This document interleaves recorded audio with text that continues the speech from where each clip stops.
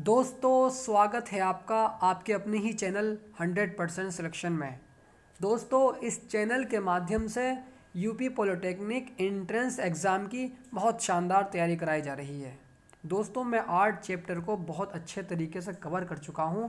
आज हम एक न्यू टॉपिक को टच करने वाले हैं, जिस टॉपिक से मैक्सिमम 3 नंबर के क्वेश्चन हर बार पूछे जाते हैं। दोस्तों मैं हर वो क्वेश्चंस को जानता हूँ जो आपके एग्ज़ाम के दृष्टिकोण से बहुत ज़्यादा इम्पोर्टेंट है, क्योंकि मैंने भी एंट्रेंस एग्ज़ाम को क्लियर किया है। Government polytechnic Ghaziabad top 3 college मैं फर्स्ट ईयर का छात्र हूँ। दोस्तों इस चैनल के बारे में अपने दोस्तों को बताइए, क्योंकि इस चैनल पर चैप्टर वाइज पढ़ाई कराई जा रही है। दोस्तों आने वाले टाइम में जैसे ही एग्ज़ाम करीब आएगा, मैं फिज़िक्स और केमिस्ट्री की तैयारी भी आपके ज़रूर कराऊंगा। चलिए दोस्तों इस वीडियो की शुरुआत करते हैं। आइए देखते हैं इसका बेसिक क्लियर करते हैं थोड़ा सा। नंबर सिस्टम आपके चैप्टर का नाम है, ठीक है।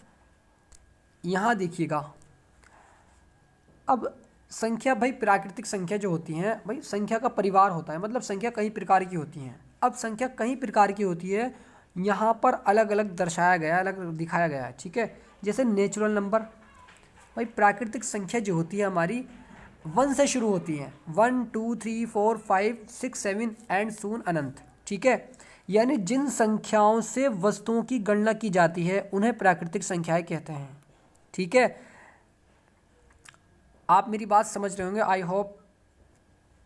आइए अगला देखिए, पूर्ण संख्या किसे कहते हैं, यानी होल नंबर्स। होल नंबर वे संख्या होती हैं, यानी यदि प्राकृतिक संख्याओं के साथ शून्य को भी सम्मिलित कर लिया जाए, यदि प्राकृतिक संख्याओं के साथ शून्य को भी सम्मिलित कर लिया जाए, मिला लिया जाए, तो वह संख्या पूर्ण संख्या कहलाती हैं। तो वह संख्या पूर्ण संख्या कहलाती हैं, ठीक है। ठीक है जी दोस्तों, थोड़ा सा जूम कर लेता हूं ताकि और ज़्यादा अच्छे से समझ आए।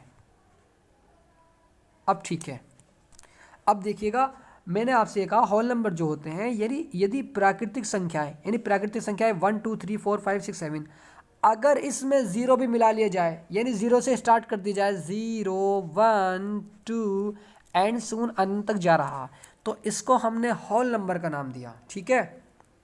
आइए अगला देखिए, इंटीजर जो होते हैं, पूर्णांक इंटीजर। इंटीजर भी 2 प्रकार के होते हैं, एक निगेटिव इंटीजर होते हैं और एक पॉजिटिव इंटीजर होते हैं, ठीक है। यानी धनात्मक पूर्णांक संख्या और ऋणात्मक पूर्णांक संख्या।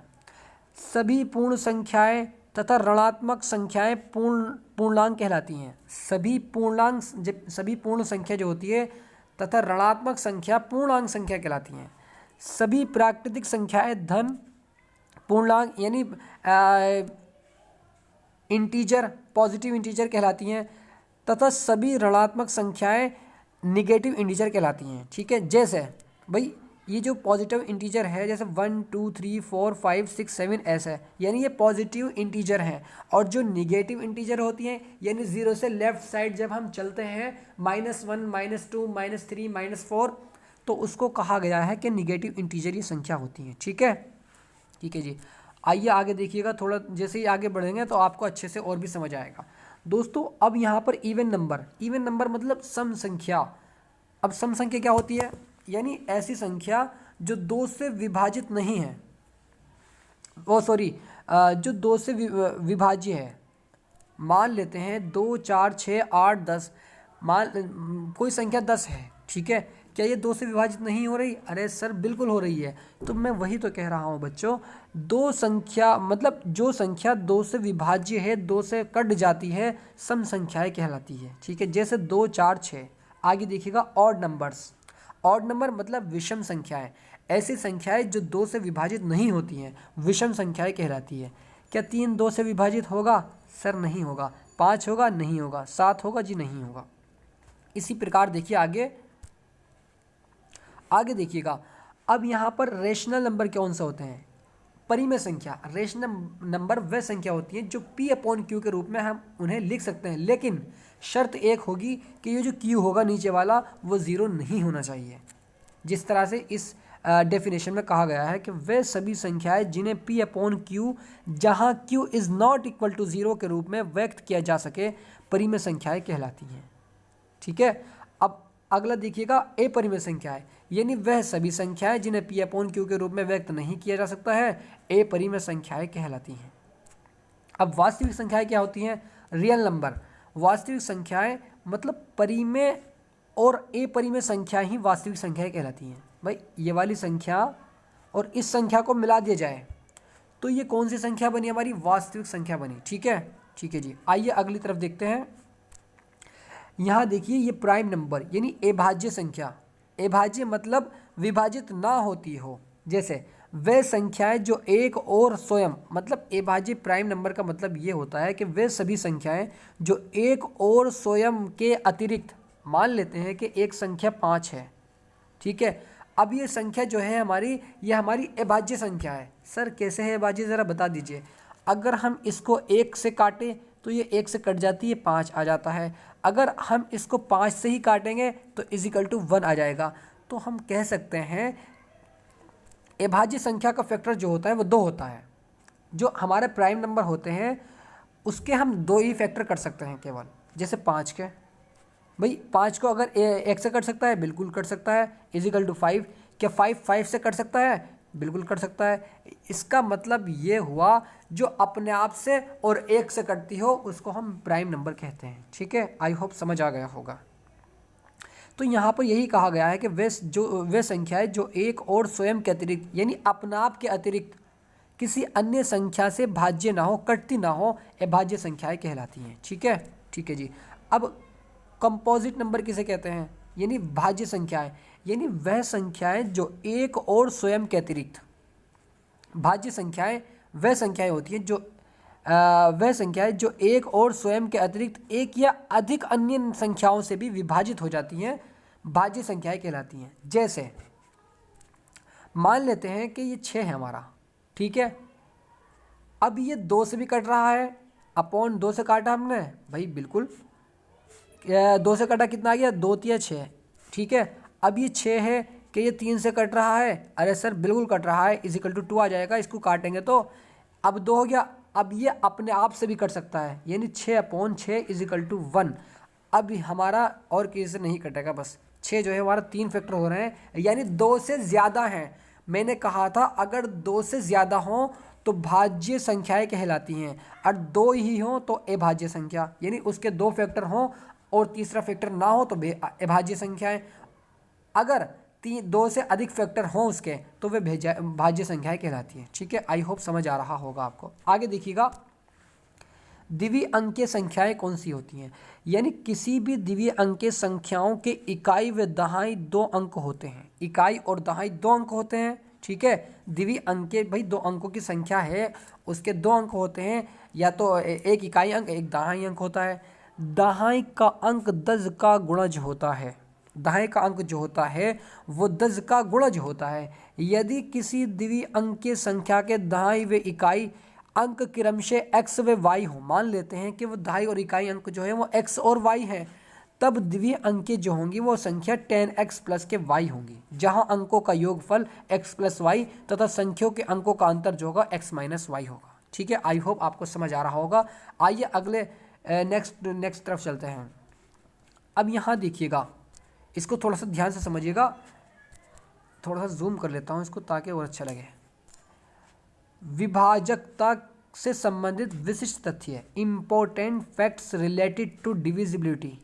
ठीक है, अब यहाँ देखिएगा 3 अंकों वाली वह संख्या, मतलब 3 अंकों वाली वह संख्या, 3 अंक वाली कोई सी भी संख्या हो सकती है जो केवल एक ही अंक के 3 बार दोहराने पर बनी हो। जो केवल एक अंक को, मतलब एक अंक को 3 बार दोहराकर बनी हो, 3 व 37 से पूरी तरह विभाजित हो जाएगी। जैसे अब यहाँ पर ये जो 111 है, ये एक मतलब एक जो है ना वो 3 बार दोहराया उसने अपने आप को। अब ये वाला नंबर जो है ये नंबर हमारा 3 से भी विभाजित हो जाएगा।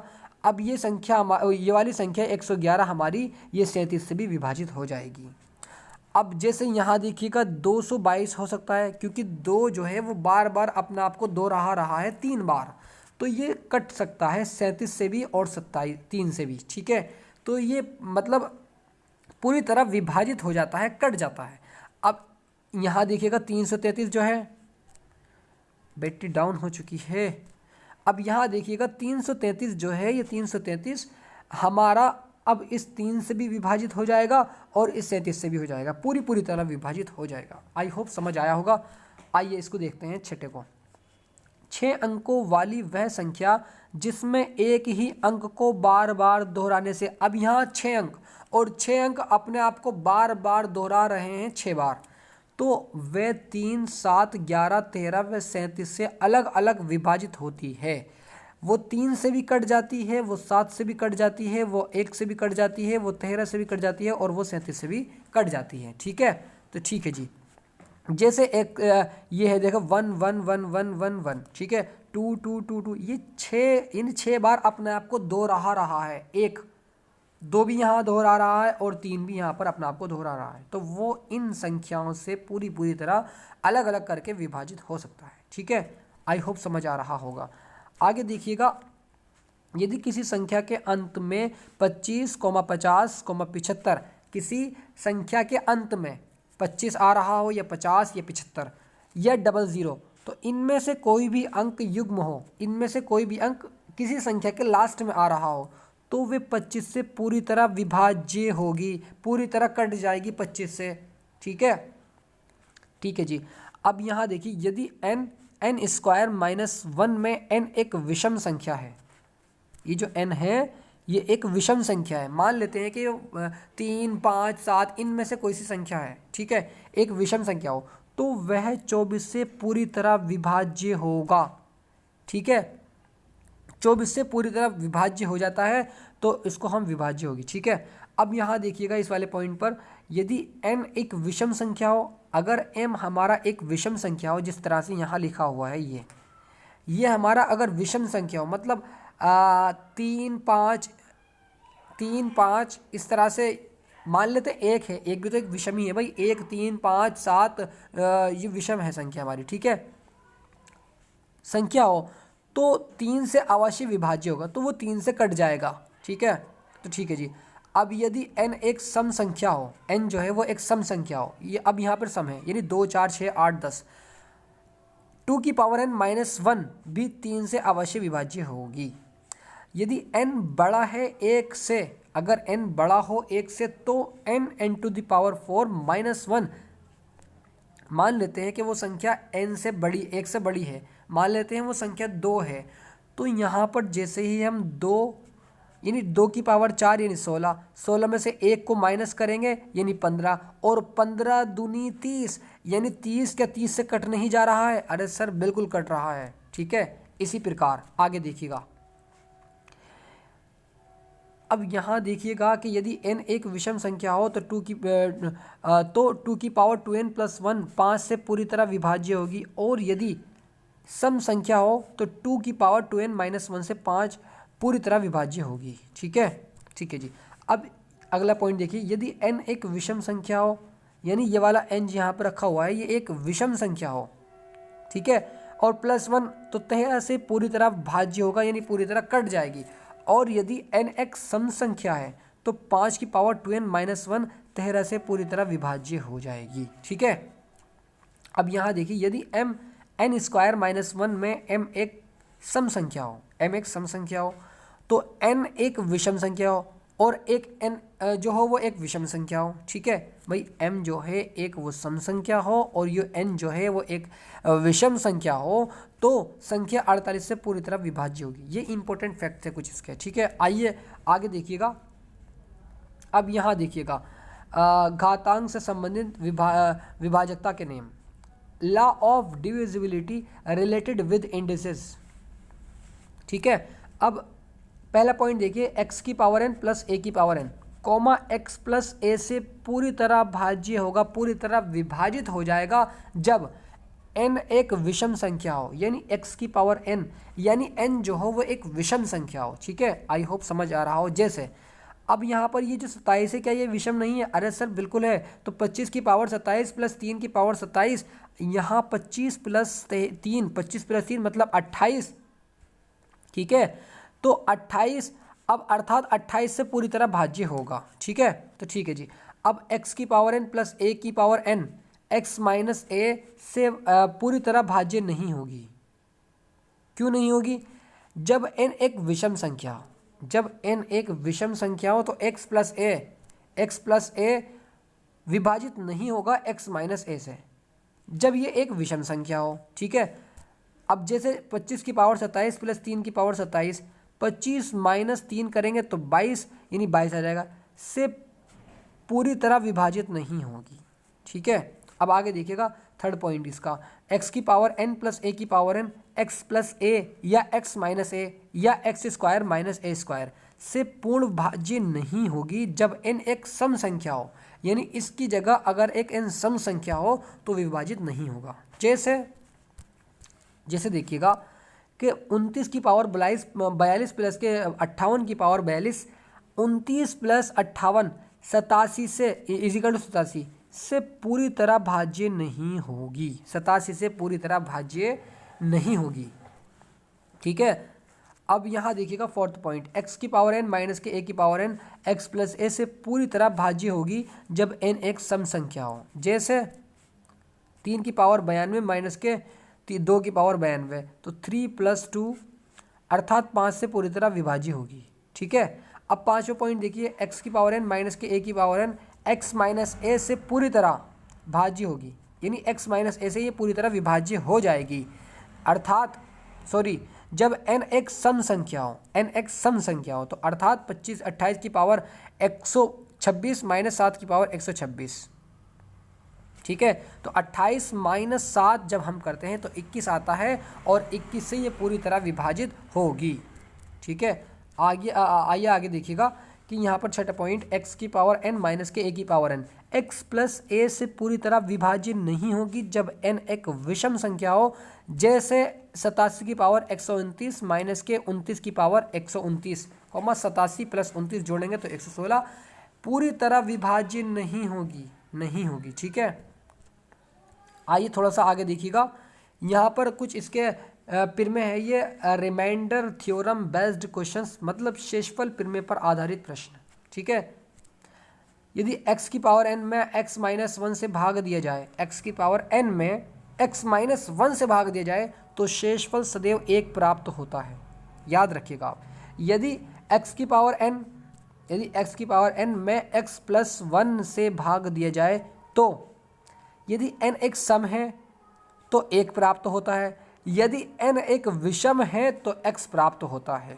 ठीक है, अब तीसरा पॉइंट ये भी आप याद रखिएगा, अब यहाँ पर x की पावर n प्लस a की पावर n के रूप में कोई संख्या हो, x power n plus a की पावर n के रूप में कोई संख्या हो तो वह सदैव x प्लस a से विभाज्य होगी जब n एक विषम संख्या हो, n के सम होने पर हल संभव नहीं होगा। ठीक है, आइए आगे देखिएगा,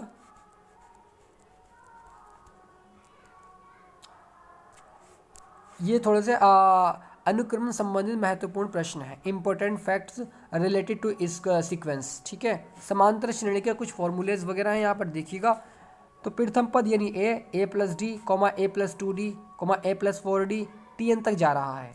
अब n व पद ज्ञात करने के लिए फॉर्मूला याद रखेंगे तो tn is equal to a plus n minus 1 into D. ये फॉर्मूला बहुत ज़्यादा इंपॉर्टेंट है, आप याद रखिएगा इसको। ठीक है, अब n पदों का योगफल ज्ञात करने के लिए फॉर्मूला आता है Sn इज इक्वल टू, जहाँ भी योगफल आ जाए, योगफल मतलब उसका मतलब होता है Sn। ठीक है, तो ठीक है जी, n/2 2a plus n minus 1 into D, तो n माइनस 1 या a प्लस l, इसको इस तरह भी लिख सकते हैं क्योंकि लास्ट पद l होता है हमारा, प्रथम पद a और n मतलब पदों की संख्या। ठीक है, अब यहाँ देखिएगा, समांतर माध्य ज्ञात करने के लिए मान लेते हैं कि दो हमें संख्या दी हुई है और हमसे कह दिया गया हो कि दो संख्याओं का समांतर माध्य क्या होगा, तो a प्लस b यानी उन दोनों को जोड़कर बाई 2 कर देंगे, उनका समांतर माध्य निकल कर आ जाएगा।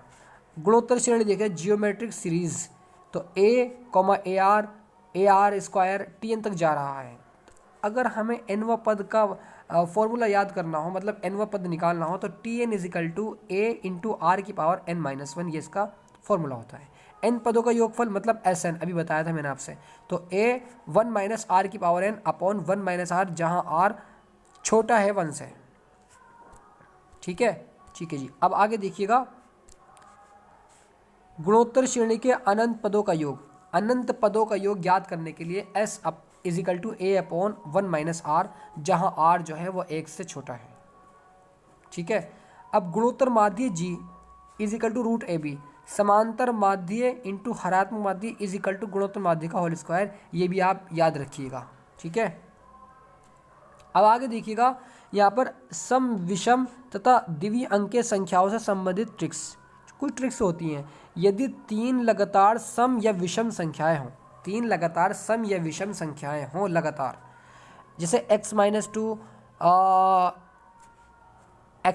और x+2, सॉरी यहाँ देखिएगा x-2, x व x+2 हो, तो इनके वर्गों का योगफल s हो। तो अगर हमें इनके मान लेते हैं कोई संख्या दी हुई है और उनके वर्गों का योगफल हमें दिया हुआ है, तो हमसे पूछा गया है कि वो संख्याएं क्या हैं, यानी हमें संख्या तो x is equal to root s minus 8/3, ये इसकी ट्रिक है, ये आप याद रखिएगा इसको। ठीक है, आगे काम आने वाली है।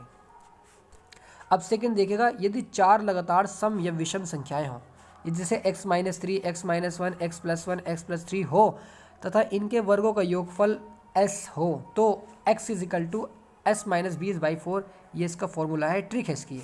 यदि 5 लगातार सम विषम संख्याएं हो तो x-4, जैसे x-2, x, x+2, x+4 हो तथा इनके वर्गों का योगफल s हो, तो x is equal to s-40/5, ये इसका शॉर्ट ट्रिक है। ठीक है। अब आगे देखिएगा, फोर्थ n अंकों वाली कुल संख्याएं n इंटू 10 की पावर n-1, यदि 2 अंकीय संख्या एवं उनके अंक पलटने से बनी संख्या का योगफल s हो, तो भाई हमें इस तरह के क्वेश्चन भी सॉल्व करने हैं। यदि 2 अंकी की कोई संख्या एवं उनके अंक पलटने से बनी नई संख्या का योगफल s हो, तो अंकों का योगफल s/11 कर देंगे, उसका आंसर निकल कर आ जाएगा। ठीक है। आगे देखिएगा, यदि 2 अंकी संख्या अंक पलटकर बनने वाली संख्या से a अधिक हो तो अंकों का अंतर a/9। ठीक है। यदि उपरोक्त में a कम हो तो भी अंकों का अंतर a/9 ही होगा। आगे देखिएगा, अब यहाँ पर देखिएगा दोस्तों, अभाज्य संख्या की जांच करना, किस तरह से जांच करते हैं। किसी संख्या के अभाज्य होने की जांच करने के लिए उस संख्या के अनुमति वर्गमूल से बड़ी पूरी वर्ग संख्या लेते हैं।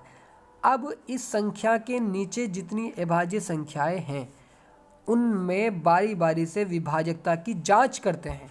यदि दी गई संख्या उक्त संख्याओं में से किसी से विभाजित नहीं होती है, अगर कोई संख्या दी हुई है और उन संख्याओं में से किसी से भी विभाजित नहीं होती है, तो वह संख्या अभाज्य संख्या है। ठीक है, यानी विभाजित नहीं होगी वो। तो जैसे root 349 is equal to 19 approx लेने पर, ठीक है, यानी अप्रोक्स 19। ठीक है। अब यहाँ देखिएगा, अब 19 से छोटी अभाज्य संख्या है, जैसे 2, 3, 5, 7, 11, 13, 17 है। चूँकि 349 इन संख्याओं से भाज्य नहीं है। अब ये जो 349 है इन संख्याओं से विभाजित नहीं होता है, अतः 349 जो है वो एक अभाज्य या ऋण संख्या है। अभाज्य एक ऋण संख्या है। ठीक है। आइए आगे देखिएगा, संख्या का इकाई का अंक ज्ञात करना। इकाई का अंक किस तरह ज्ञात करते हैं? हम जानते हैं कि इकाई के अंक की पुनरावृत्ति प्रत्येक 4 चरण बाद होती है। 4 की घात 4 उसकी घात कुछ भी क्यों ना हो, चाहे उसकी घात कुछ भी क्यों ना हो। ठीक है। 7 की पावर -7 की पावर 1 का इकाई अंक 7। भाई इकाई अंक जो भाई इकाई तो यहाँ से शुरू होती है, इकाई, दहाई, सैकड़ा, हजार, इस तरह से हम करते हैं। तो यहाँ पर चरण इसका फर्स्ट हो चुका है। अब यहाँ पर इसकी पावर 2 का इकाई अंक 2, इकाई अंक 9 है, तो चरण इसका सेकंड हो चुका है। अब इसी तरीके से ये पढ़ लेंगे, इसी तरीके से ये आ जाएगा। आगे देखिएगा आप, इतनी इंपॉर्टेंट नहीं है ये।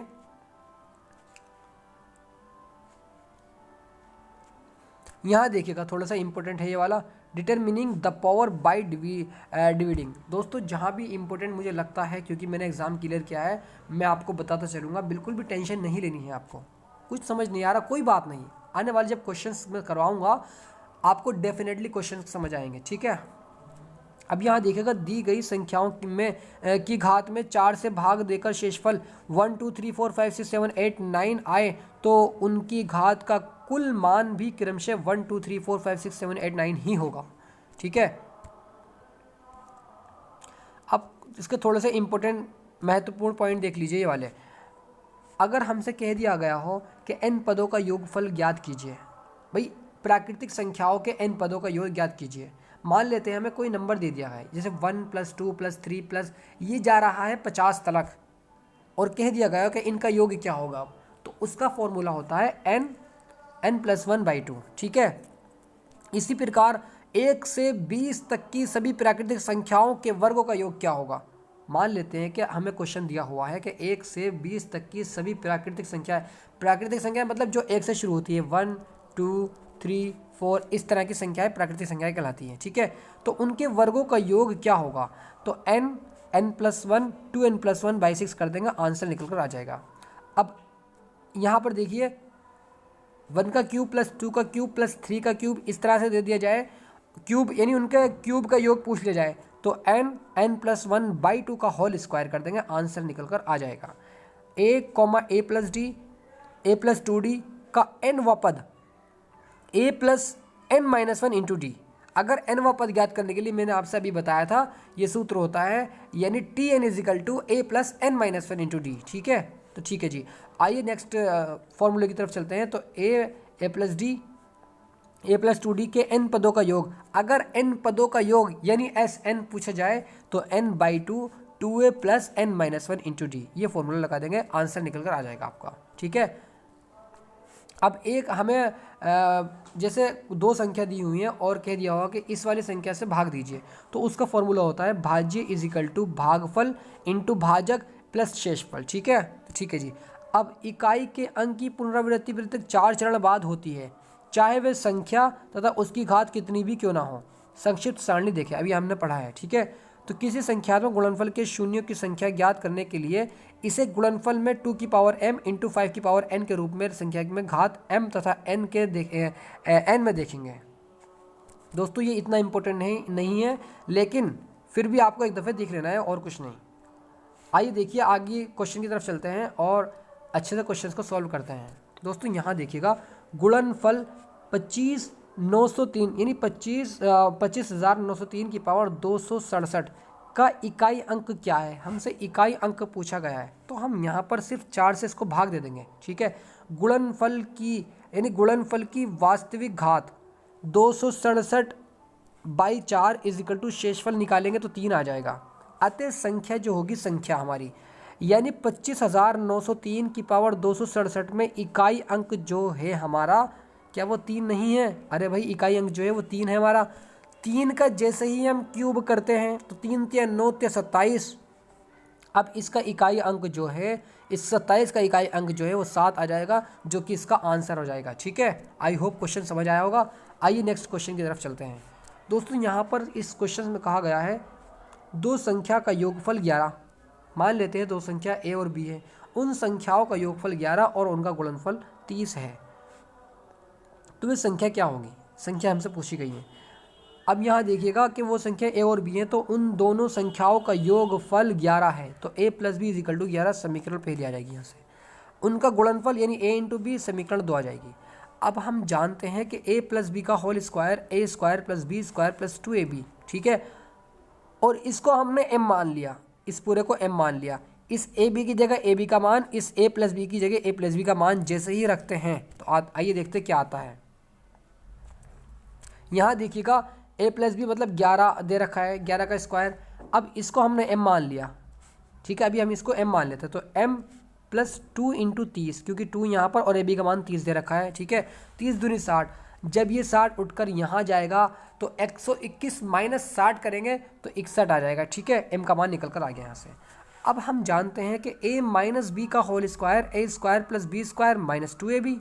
ठीक है, a - b का होल स्क्वायर, इसको हमने m मान रखा है तो m रखेंगे अपनी जगह, -2 × 30। अब इस m का मान रख देंगे हम 61 लाकर यहाँ पर एरिया।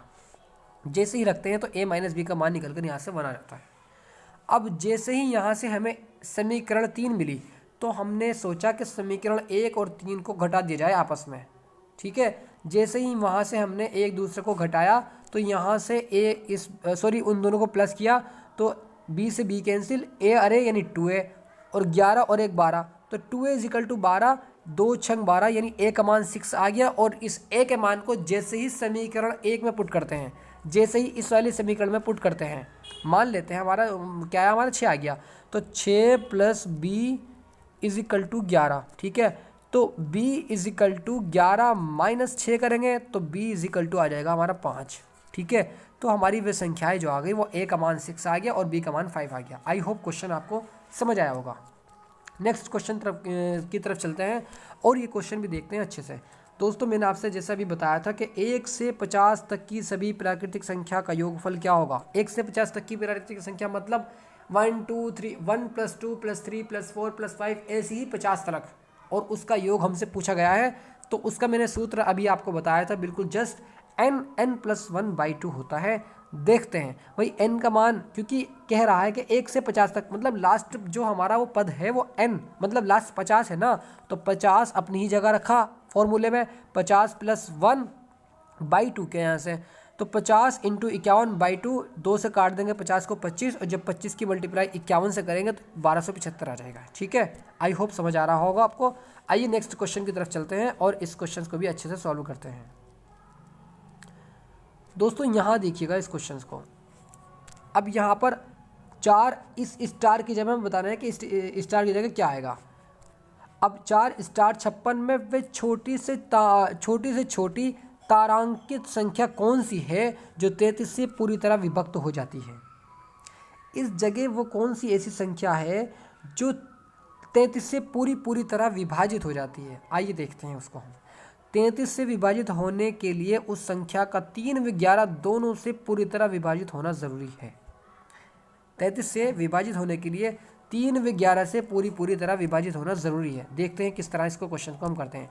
भाई यहाँ पर देखिएगा, यहाँ 4 प्लस स्टार अपनी ही जगह प्लस 5 + 6 इजिकल टू 15। जब हमने इसको जोड़ा तो 15 और प्लस स्टार आ चुका है, ठीक है। संख्या 3 से विभाजित होगी, संख्या हमारी, क्योंकि 3 × 5 = 15, संख्या हमारी 3 से विभाजित होगी, यानी स्टार इजिकल टू 3 आ गया, ठीक है। ठीक है जी, आइए देखिएगा इसको आगे।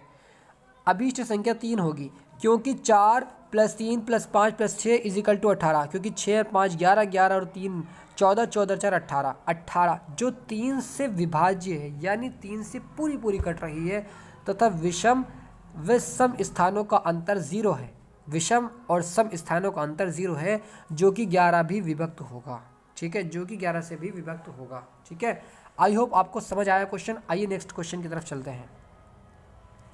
दोस्तों यहाँ देखिएगा, वे छोटी से छोटी संख्या क्या होगी जिसके द्वारा, आइए नेक्स्ट क्वेश्चन की तरफ चलते हैं और इस क्वेश्चन को भी अच्छे से सीखते हैं। यहाँ पर हमसे कहा गया है, देखिए, 2 संख्याओं के समांतर माध्य का इन संख्याओं में से एक संख्या के साथ, सॉरी मैं आपको ये वाला क्वेश्चन समझा रहा था, नहीं ये वाला तो हो चुका था, नहीं, हाँ ये वाला क्वेश्चन मैं आपको समझा रहा था कि वे छोटी से छोटी संख्या क्या होगी। ऐसी कौन सी वे छोटी से छोटी संख्या होगी जिसके द्वारा 19,404 से गुणा या भाग किया जाए, 19,404 से भाग के गुणा किया जाए तो वह एक पूर्ण वर्ग बन जाए। वह कौन सी संख्या है? तो हमने यहाँ से उस संख्या को ज्ञात करने के लिए इस 19,404 के फैक्टर किए हैं, ठीक है। तो यहाँ से 19,404 के जैसे ही फैक्टर करते हैं, यानी 2 × 2, 3 × 3, 7 × 7 × 11, इस तरह के फैक्टर आ जाएंगे। 2 की पावर 2 × 3 की पावर 2 × 7 की पावर 2 × 11 की पावर 1। तो यहाँ पर यदि 11 से गुणा या भाग दिया जाए, अब लास्ट संख्या जो है या 11 जो है ये लास्ट में जो बची हुई है, यानी इसको हम या तो हम इस भाग दें इससे या गुणा करें, तो 19,404 एक पूर्ण वर्ग बन जाएगी। क्या हो गया भाई, कहा भी नहीं जा रहा, 19,404 एक पूर्ण वर्ग बन जाएगी। आई होप ये क्वेश्चन भी समझ आया होगा। आइए नेक्स्ट क्वेश्चन की तरफ चलते हैं। 2 संख्याओं के समांतर माध्य का इन संख्याओं में से एक संख्या के साथ अनुपात क्रमशः 3:5 है। भाई 2 संख्याओं के समांतर माध्य का इन संख्याओं में से एक संख्या के साथ अनुपात क्रमशः 3:5 है।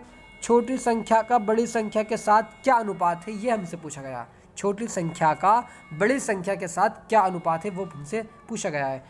मान लेते हैं कि माना छोटी व बड़ी संख्या क्रमशः x व y हैं, x और y हैं। भाई दो संख्या हैं, माना छोटी व संख्या जो है छोटी संख्या है, छोटी व बड़ी संख्या जो है वो x y हैं, उनका समांतर माध्य हमने निकाला तो x + y/2 आ गया। ठीक है जी। अब क्वेश्चन देखिएगा, कहा गया है कि दो संख्या के समांतर माध्य का इन संख्याओं में से एक संख्या के साथ अनुपात क्रमशः, अनुपात जो दिया हो एक संख्या के साथ यानी 1/2 यानी x प्लस यानी ये रखा हमने x + y/2 divide by y is equal to, इनका जो हमने अनुपात दे रखा है ना हमें वो 3:5 दिया हुआ है। अब ये डिवाइड में है, इनटू का निशान लगा करके ये y2 के पास आ जाएगा जैसे कि यहाँ पर आया है। देखिएगा x + y/2y is equal to 3/5 आ चुका है। ठीक है, अब यहाँ देखिएगा इसकी क्रॉस मल्टीप्लिकेशन कर देंगे तो 5x + के 5y is equal to 6y आ जाएगा। अब यहाँ पर 5x इस 5y को जैसे ही उठाकर इधर लेकर जाएंगे तो माइनस का हो जाएगा। जब माइनस का 6 और प्लस का 6 माइनस का 5 तो माइनस के और प्लस के y बचेगा, यानी 5x is equal to y x/y। अब इस x को इस के अपॉन में और इस 5 को इस 1 के अपॉन में लेकर आएंगे, इस 5 को इस के अपॉन में इसको अपॉन में लेकर आएंगे तो x/y 1/5 यानी इसका अनुपात जो आ गया x और y का 1:5 आ चुका है, अभिष्ट अनुपात। ठीक है, आई होप ये वीडियो आपको बहुत अच्छी लगी होगी। दोस्तों इस वीडियो को लाइक कीजिए, सब्सक्राइब कीजिए और बेल आइकन को प्रेस कीजिए ताकि मैं जो भी वीडियो को अपलोड करूं उस वीडियो की नोटिफिकेशन आपके पास तक पहुंच सके। और अपने दोस्तों को बताइए कि इस चैनल पर यूपी पॉलिटेक्निक एंट्रेंस एग्ज़ाम की बहुत शानदार तैयारी कराई जा रही है। दोस्तों हम आने वाले टाइम में फिजिक्स और केमिस्ट्री के नोट्स भी बहुत शानदार तरीके से डिज़ाइन करेंगे। ठीक है, तो मिलते हैं अगले टॉपिक अगली वीडियो में। ठीक है, तो गुड बाय।